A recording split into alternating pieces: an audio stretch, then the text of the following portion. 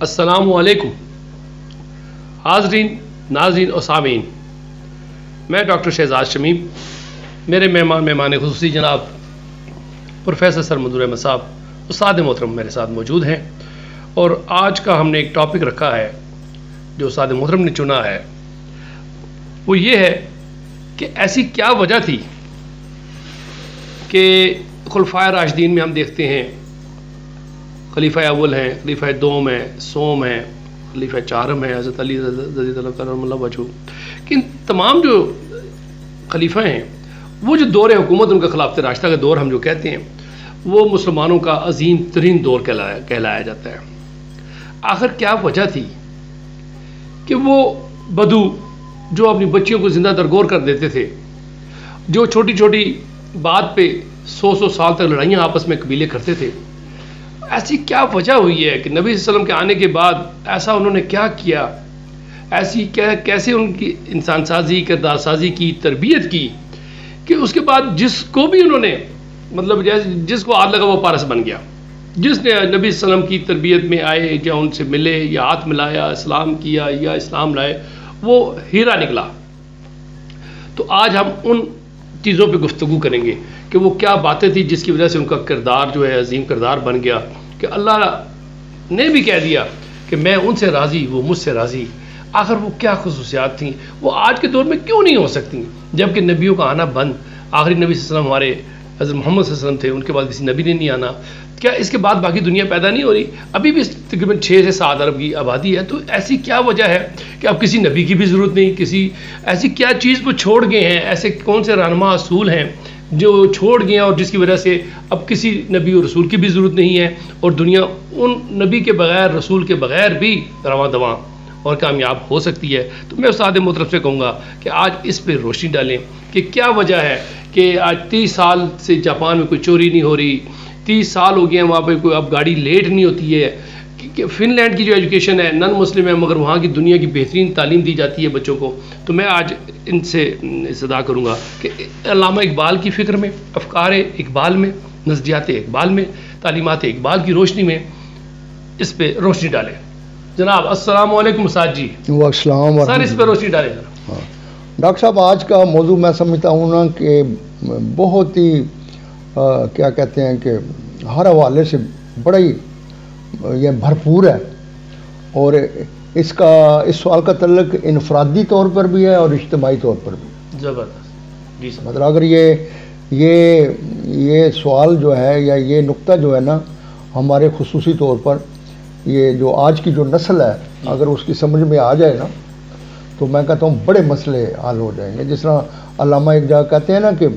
انداز بیاں گرچہ بہت شوق نہیں ہے، کیا بات، ہاں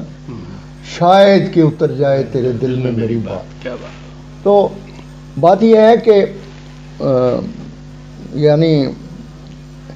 بہت ہی بنیادی ڈاکٹر صاحب یہ میں کہتا ہوں کہ ہے، اور لیکن ہے کہ تمام تر جو ڈاکٹر صاحب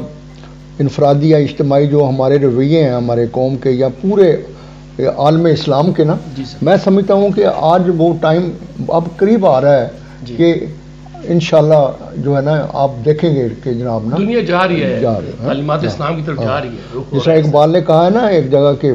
آنکھ جو کچھ دیکھتی ہے لب پہ آ سکتا نہیں، میں وہ حیرت ہوں کہ دنیا کیا سے کیا ہو جائے گی، شب گریزاں ہوگی آخر جلوائے خورشید سے، یہ چمن معمور ہوگا نغمائے توحید سے۔ تو ڈاکٹر صاحب اس بات کو جو ہے نا ہمارے گوئی نہیں کر رہے، گوئی کر رہے ہیں، تو وہ کہتے ہیں دراصل 20ویں صدی میں اقبال کا یہ کہنا کہتا کہ میں جو کچھ دیکھ رہا ہوں اس وجہ سے کہتا میرے لب پہ نہیں آ سکتی کہ تم یقین ہی نہیں کر سکتے، لیکن کہتا میں مشاہدہ کر رہا ہوں، دیکھ رہا ہوں، یقین ہے ان کے مشاہدہ، بلکہ ان کو نظر آ رہا ہے، نظر آ رہا ہے۔ ٹھیک ہے، تو میں تو سمجھتا ہوں کہ یہ بات یہ ہے کہ یعنی دیکھیں نا حضور صلی اللہ علیہ وسلم نے جب اللہ کی طرف سے یہ احکام آئے تھے کہ بھئی اب اپنی تبلیغ کو وعدہ کیا جائے، اچھا، تو جب آپ ایک بلند مقام پر کھڑے ہو گئے، اور وہاں عرب میں جو رواج تھا کہ جب کوئی شخص جو ہے وہ کوئی اعلان کرتا تھا تو وہ بلندی پر کھڑے ہو کر وہ شو ڈالتے تھے تو لوگ فوری طور پر آ جاتے جمع ہو جاتے کہ کوئی خاص بات، اسپیکر تو تھے نہیں اس وقت، ہاں تو خاص بات ہے. بالکل بالکل. تو جب وہ لوگ اکٹھے ہوئے تو آپ دیکھو نا یہ چیزیں جو ہے نا ہمارے مبلغین کو بتانی چاہیے کہ حضور صلی اللہ علیہ وسلم نے یہ نہیں کہا کہ یار میرا چہرہ دیکھو، میری داڑھی دیکھو، میری قوم و نسل کو دیکھو، یہ نہیں کہا. تو سب سے پہلے آپ نے کہا کہ لوگوں آپ کو میرے بارے میں کیا خیال ہے، کردار کی بات کی، کریکٹر کی بات کی. تو لوگوں نے کہا آپ تو بہترین انسان ہیں، بلکہ یہاں تک کہا کہ اگر میں آپ کو کہوں کہ یہ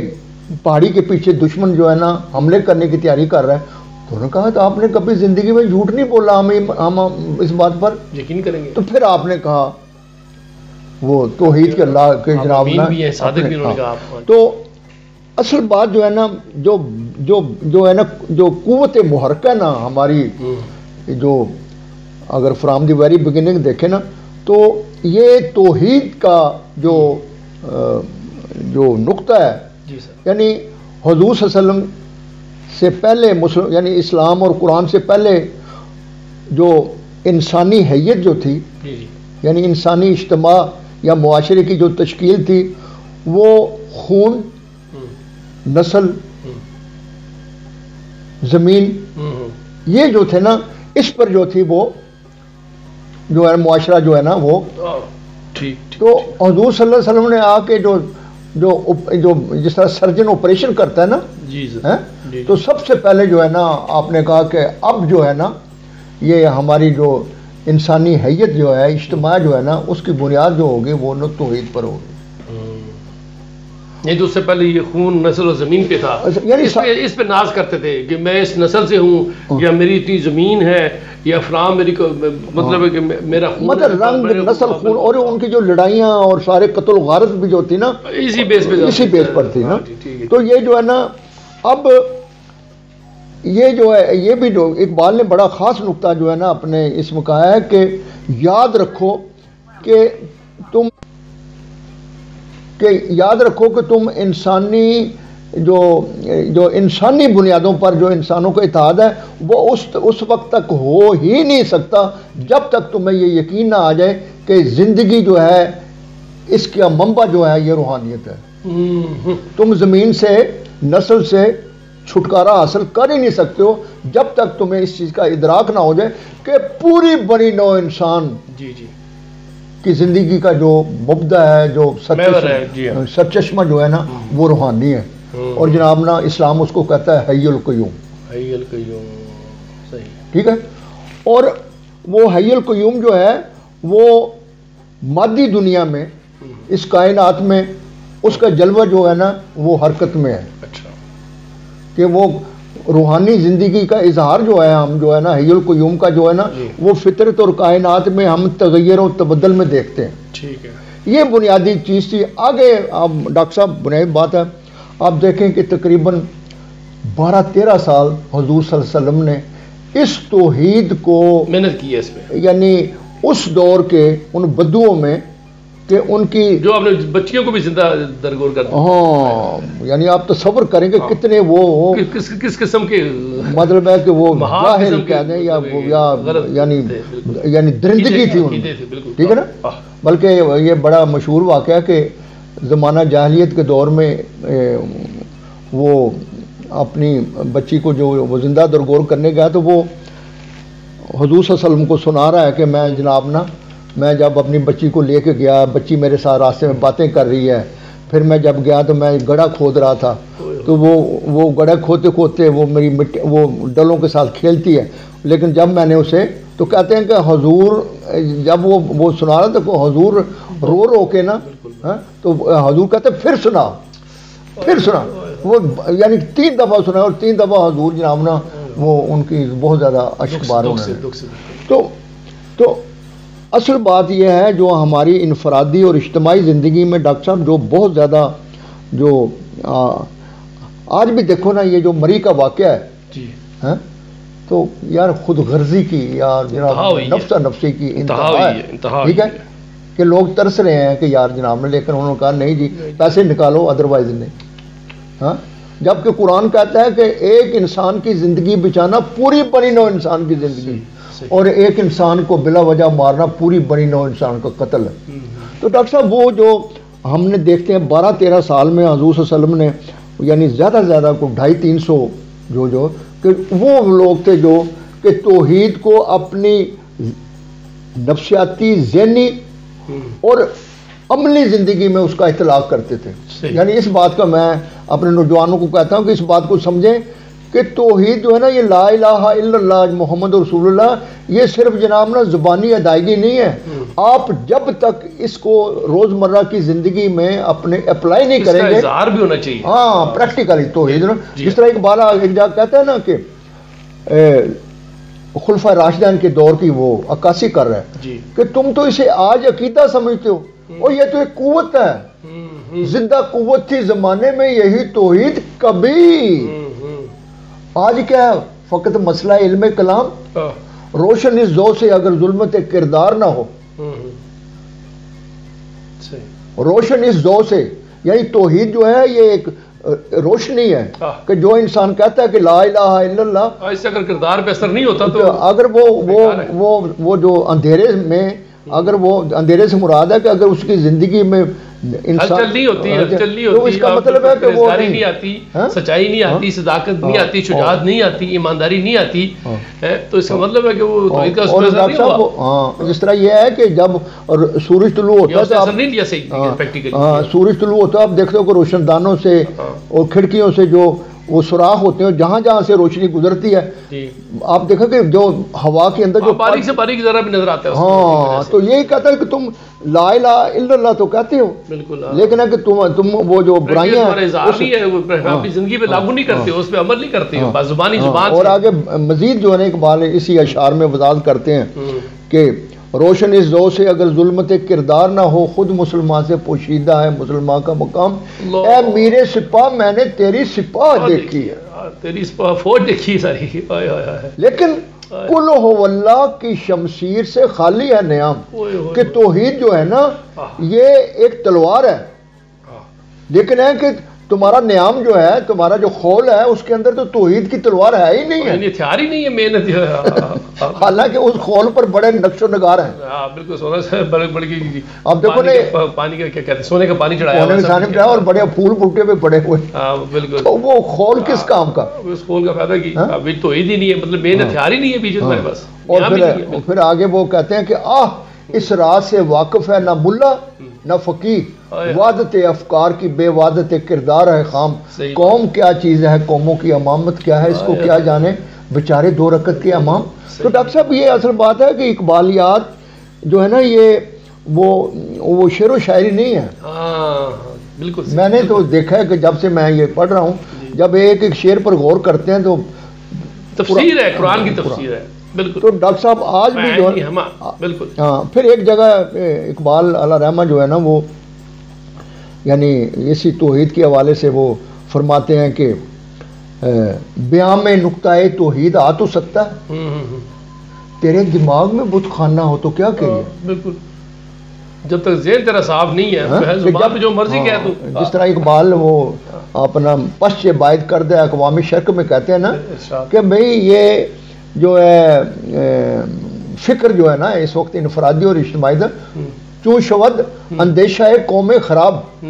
یہ پیام مشرق پشچ باعث کرد میں یہ ٹھیک ہے، اور یہ 1931 میں آپ گئے تھے افغانستان کے دورے پر، تو اس میں یہ مثنوی مسافر پشچ باعث کرد اے اقوام شرق، تو اس میں یہ بڑی ٹھوس بات ہے، بڑی تفصیل سے کہا ہے، بالکل، کہ بھئی جب تک تمہارا فکر جو ہے نا یہ اس آلودگی سے پاک نہیں ہوگا پش، تو اس میں فرماتے ہیں کہ چون شود اندیشہ ہے قوم خراب، ناصرہ گردد بدستس سیم ناب، تو انفرادی اور اجتماعی طور پر اس قوم کے ہاتھ میں اگر جس کی قوم جس کا فکر جو ہے نا وہ پالوٹ ہو جائے، اس کے ہاتھ میں خالص چاندی بھی کھوٹی بن جاتی ہے۔ میرد اندر سینہ اش قلب سلیم، کہتا ہے کہ اس کے سینے کے اندر جو ہے نا دل مردہ ہو جاتا ہے، در نگاہ او کج آید مستقیم، کہتا ہے کہ جس کے سینے میں دل مر جائے تو اس کو ٹیڑھی چیزیں بھی سیدھی نظر آتی ہیں، اس کو برائیاں بھی اچھائیاں بن جاتی ہیں، صحیح اور اچھائیاں برائیاں بن جاتی ہیں۔ ٹھیک تو یہ جو ہے نا، اب جس طرح وہ جواب شکوہ میں آپ نے اشارتاً بات کی ہے کہ جس طرح وہ حضرت پورے ابو بکر صدیق کا دور جو ہے، جی ہاں، وہ اقبال علیہ رحمہ جو 1913 میں جواب شکوہ میں، ڈاکٹر صاحب اندازہ لگائیں 1913 میں اقبال نے بھی، حالانکہ میں سمجھتا ہوں بڑی کوشش کی ہے، یہ شعر و شاعری کی شکل میں اس نے، اصل بات ہے اس نے تربیت کی ہے کہ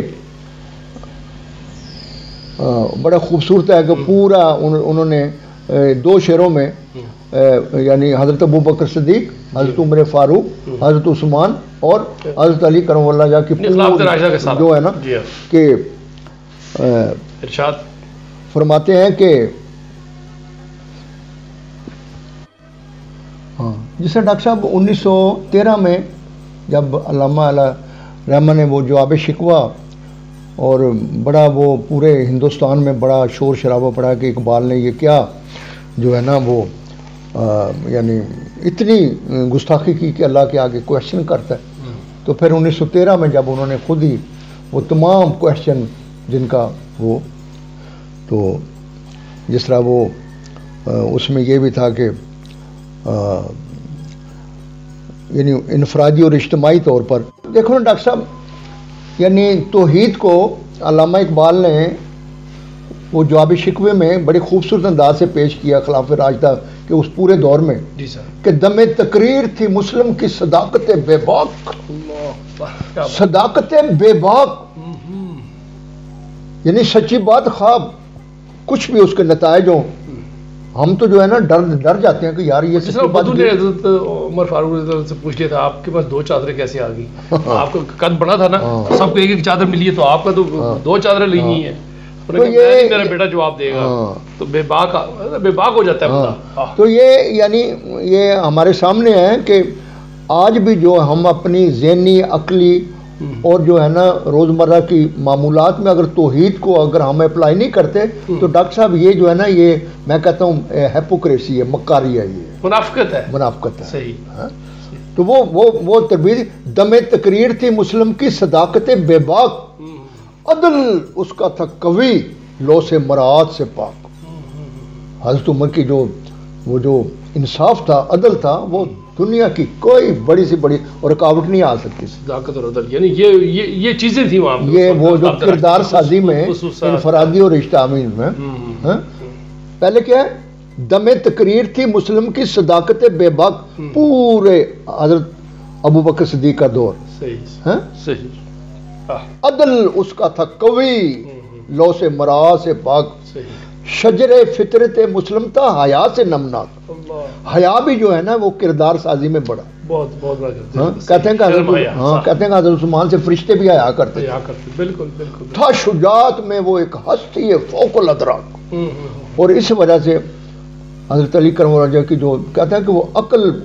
بھی اس کے آگے وہ عاجز ہے کہ یہ کیا ہے۔ تو یہ ساری چیزیں کیا ہیں، یہ توحید کے کارنامے اور حضور صلی اللہ علیہ وسلم سے ایمان کی حد تک جو ہے نا عشق، یہ جو اقبال نے جواب شکوے میں کہا ہے نا کہ کی محمد سے وفا تو نے تو ہم تیرے ہیں، یہ جہاں چیز ہے کیا لوہو قلم تیرے۔ تو میرا ڈاکٹر صاحب دل چاہتا ہے کہ میں اپنے نوجوان یہ میرے نسل جو ہے اس کی کردار سازی کے لیے آپ کو ایک بڑا، یعنی اقبال نے جو 1915 اور 18 کے درمیان جو اسرار و رموز بے خودی، یہی سوال جو آج آپ نے کیا نا،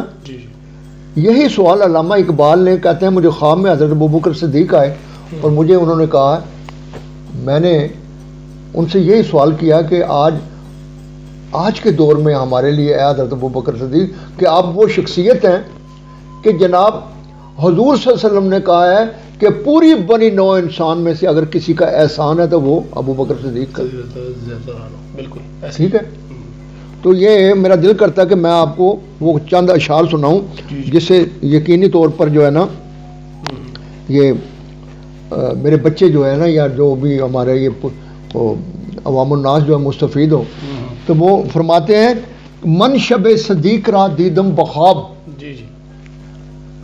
گل زخا کے راہ او چیدم بخواب، جی سر، کہ میں نے ایک رات خواب میں دیکھا کہ حضرت ابوبکر صدیق آئے ہیں اور میں ان کے قدموں کے نشانوں پر پھول رکھ رہا ہوں، چن رہا ہوں۔ کیا بات، کیا بات، آمن الناس بر مولائے ماں،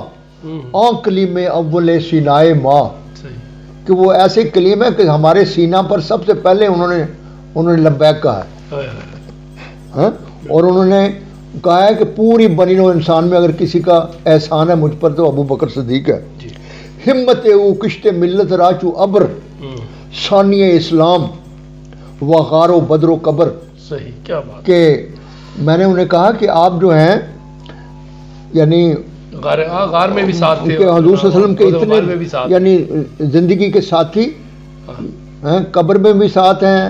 غار میں بھی ساتھ ہیں اور جہاد میں بھی ساتھ ہیں۔ کیا بات ہے، تو گفت مش اے خاصہ خاصان عشق، عشق تو سر مطلع دیوان عشق، کہ میں نے کہا کہ اے حضور اگر عشق پورا ایک دیوان ہے تو آپ اس کا پہلا مصرع ہے۔ کیا بات، پختہ از دست اساس کار ماں، چہرائے فرما پہ آزار ماں، آپ کے مضبوط ہاتھوں سے ابتدائی طور پر بڑا مسلمانوں کو وہ قوت ہو۔ تو اے حضرت آپ آج کے دور میں ہمیں پہنچائیں کہ ہم جو بڑے شکار ہیں، چہرائے فرما، ہمارے بتائیں ہمیں کیا چاہیے، ہمیں کس طرح ٹھیک ہو۔ ہاں، اور گفت تاکہ گردی ایسی، مجھے انہوں نے کہا اقبال تو کیوں فکر مند ہے، تو کس چکروں میں پڑا ہوا ہے؟ آب و تاب سورہ اخلاص گیر، کہ یہ جو چھوٹی چھوٹی جو 4 آیتوں کی صورت ہے، قل هو اللہ احد اللہ الصمد لم یلد ولم یولد ولم یکن لہ کفوا احد، ان کی طرف، اس کی چمک دمک کی طرف تو نے اشارہ، تو نے کبھی غور نہیں کیا۔ اب یہ ڈاکٹر صاحب، یہ اقبال نے بہت بڑا کلیم کیا کہ مجھے یہ قل هو اللہ احد توحید کا، مجھے حضرت ابو بکر نے پوری تفسیر بیان کی، پوری تفسیر بنا۔ تو فرماتے ہیں کہ اگر تو توحید پر تیرا ایمان ہے، جی جی ڈاکٹر صاحب بڑا آدمی، میں تو سچی گھبرا جاتا ہوں جب اس کو اپنے آپ اپلائی کرتا ہوں، تو وہ فرماتے ہیں کہ اگر تو ایمان ہے تیرا توحید پر، لیکن ہے کہ اگر تو روزمرہ کے معمولات میں اور اپنی ذہنی اور نفسیاتی زندگی میں توحید کا اطلاق نہیں کرتا تو تیری ایمان کی لذت کبھی نہیں آ سکتی، اور تو ایمان تیرا مردہ ہے۔ تو آج کی نوجوان کے ہمارے کردار سازی میں جو سب سے بنیادی پہلو یہ ہے کہ ہم کہتے تو ہیں لا الہ الا اللہ محمد رسول اللہ، لیکن اس توحید کو ہم روزمرہ کی جو زندگی ہے، روزمرہ کے معمولات میں، ذاتی زندگی سے لے کے اجتماعی زندگی تک ہم، اور وہ کہتے ہیں حضرت ابوبکر کہ یک شود توحید را مشہود کن، کہ اقبال ایک ہو جاؤ اور توحید کو یک شود توحید را مشہود کن، غائب اشرا از عمل موجود کن، وہ تو غائب ہے، اس کو اپنے اکٹھے ہو کے، وہ تو نظر نہیں آتا، اللہ نظر تو نہیں آتا، صحیح ہے۔ تو یہ ہے، اور ہماری آج سے جو ہم یعنی میں بذات خود میں اپنے اوپر اطلاق کرتا ہوں کہ یہ ہم اس وقت تک کوئی ایمان کی لذت جو ہے نا ہم میں نہیں آ سکتی تا وقت ہے کہ ہم جو ہے نا یہ توحید کو اپنی روزمرہ کی زندگی میں، زندگی کے، اور اقبال نے اس کو ایک جگہ بڑا، ڈاکٹر صاحب آپ تو وہ یعنی مبلغ ہیں، اور اس کے لیے وہ اقبال بڑا وہ کہتا ہے کہ جب تک کوئی بھی فنکار اور آرٹسٹ جو ہے وہ اپنا فن اور آرٹ کو زندگی سے نہ جوڑے تو اس کا جو فن اور آرٹ جو ہے نا وہ آج کی جو ہمارے ہے نا ہمارے رہبر یا وہ ہمارے جو پیر صاحب ہیں یا مولوی صاحب ہیں کہ وہ زبانی طور پر تو ہیں لیکن ان کی اپنی زندگی میں جو ہے نا تو نہ جدا رہے نواگر تب و تاب زندگی سے کہ ہلاکی امم ہے یہ طریق نئے نوازے، کہ اس قسم کی شہنائی ہے، اس قسم کی تبلیغ کہ جو کہ زندگی سے کٹی ہو۔ تو آج کا جو ہے نا جو میں سمجھتا ہوں ڈاکٹر صاحب خلاصہ یہی ہے کہ روزمرہ کی زندگی میں جب تک توحید کو جو ہے نا ہم اس کو اپلائی نہیں کرتے، اور اگر ہم اپلائی کریں انشاءاللہ ہم اپنی نفسیاتی सियासी मुआशरती ज़िंदगी में हम बहुत पॉजिटिव हो सकते हैं। हाज़रीन नाज़रीन और सामीन, ये तो आज का हमारा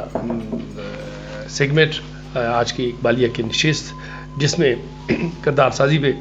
भरपूर बात की है मेरे उस्ताद मोहतरम ने। तो सबसे बड़ी बात यह है कि हमें अपने किरदार साजी के लिए तौहीद के ऊपर अमलन और प्रैक्टिकली काम करना होगा। जब तक ये हमारी तौहीद हमारे किरदार में इज़हार इसका नहीं होगा, प्रैक्टिकल लाइफ में नहीं होगा, तो हमारा कामयाब होना काफ़ी मुश्किल हो जाएगा। तो हमें चाहिए कि अपने बच्चों की किरदार साजी पे, तरबियत पे बहुत ज़ोर दें। आपने देखा होगा कि जापानी लोग जो है अपने बच्चों को 6 साल की उम्र तक कोई किताब नहीं पढ़ाते, सिर्फ किरदार सिखाते हैं। किरदार पे तरबियत होती है, किरदार साजी पे तरबियत होती है। और अपने नर्सरी के स्कूल के बच्चों के लिए, छोटी केजी के बच्चों के लिए वो अपनी कौम के बेहतरीन